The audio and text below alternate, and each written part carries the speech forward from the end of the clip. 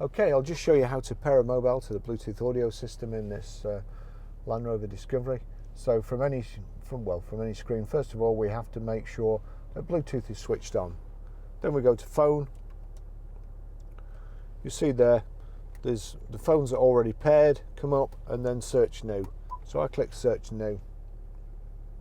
Oops, just clicked that by accident. All going wrong today. And then you've got vehicle to device or device to vehicle. I'd go vehicle to device because that generates a PIN number and tells you what to put in the phone rather than having to put a number in your phone and then put it back in the thing. So it's searching for my phone. I sometimes confuse it because I've only just deleted it, but there you go, Barry's iPhone there. So click on Barry's iPhone. It says to pair and connect phone, enter 8309 on handset. So 8309 pair. Allow contacts and favourites to sync. I won't because I won't be using the car again, but you would. So don't allow for me.